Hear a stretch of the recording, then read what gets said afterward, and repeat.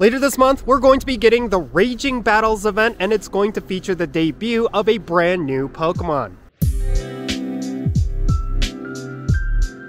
Alright, how's it going everyone? It's me, it's Consciensula. I hope you're having a good day and welcome to today's Pokemon Go video. So, later on this month, we're going to be getting a PvP themed event, and it's going to feature the debut of Annihilape. This is the evolved form of Primeape, and it's definitely going to make a splash in Pokemon Go once it's released. Real quick, let's go over the details for this event. So, the Raging Battles event is going to start on Friday, January 19th at 10 o'clock a.m. local time, and it's going to go until Wednesday, January 24th at 8 o'clock p.m. local time. The Pokemon that's going to be debuting is Annihilape, the Rage Monkey Pokemon. You can evolve Primeape into Annihilape after you defeat 30 Ghost-type or Psychic-type Pokemon in battle with Primeape as your buddy. You do not have to defeat these Pokemon with Primeape. Now, in terms of the event bonuses during this event, Team Go Rocket will appear more frequently at Pokestops and in balloons. Throw and Sock will also appear in the wild no matter what location you're in.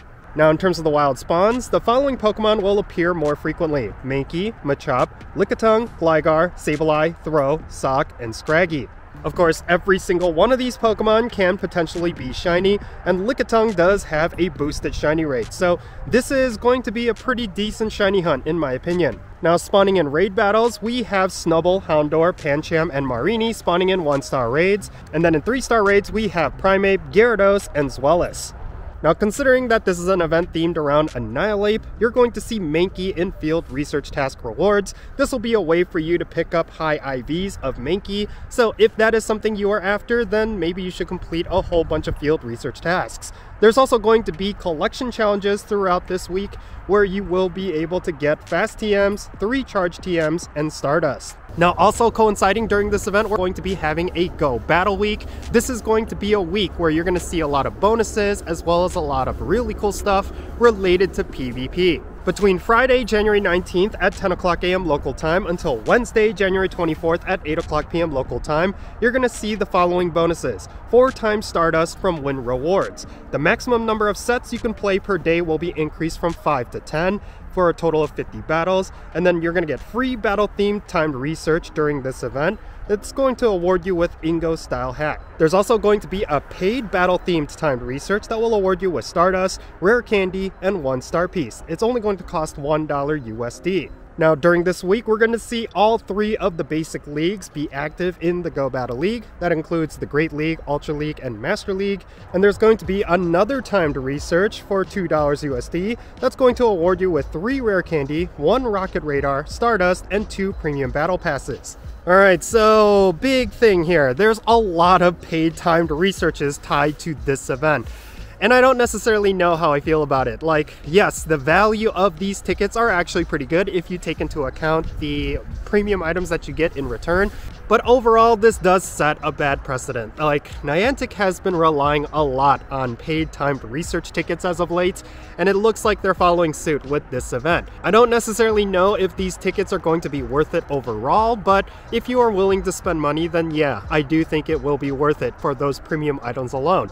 But you will be required to do a lot of battling, and if you're not someone who is interested in the Go Battle League, well, you're not going to be able to complete these timed researches in a timely manner. But if you are someone who battles, then yeah, maybe it is worth it to buy these tickets and collect the rewards. I think the big thing here is that it's really a give and take. It's a really good event for battlers, but it's also a very bad event for people who do not battle. That's really what it comes down to. There's a lot of really good spawns, a lot of meta-relevant spawns for battlers, but there's really nothing here for people who are enjoying PvE content. So yeah, I would say on one hand, it's a really good event, but on the other hand, it's not a good event at all. So yeah, it really depends on what your playstyle is, how much you're going to get out of this event. Like, aside from the paid timed research tickets, I think there's a lot of great content. Like the bonus where there's going to be more Team Go Rocket grunts. I think that's always a big plus. Like, I am someone who enjoys a lot of Team Go Rocket content. I like to keep up with the Team Go Rocket leader battles, and I want to battle them as much as I can. So yeah, I do like this event for that specific reason. And I'm also very curious about Annihilape. I do think that Pokemon is going to make some kind of impact. So yeah, overall, this event is what it is. It's a great PvP event, but it's not necessarily anything for everyone else. I think I'm just going to enjoy it. I personally have a lot of things that I want to do when it comes to PvP. There's certain Pokemon that I want to power up, and there's going to be opportunities for collecting candies for those specific Pokemon.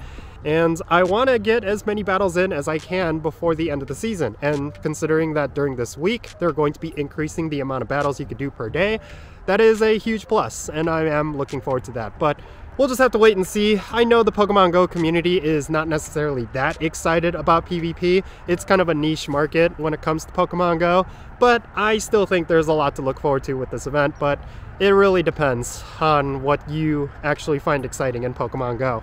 But yeah. I'm kind of disappointed at the fact that they are having a whole bunch of Team Go Rocket battles during this event, but they're not going to be able to TM away frustration like a typical Team Go Rocket takeover.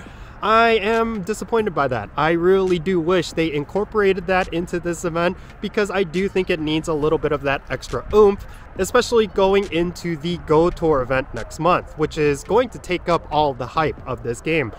And yeah, I just wish Niantic did a lot more. I think that's really what it comes down to.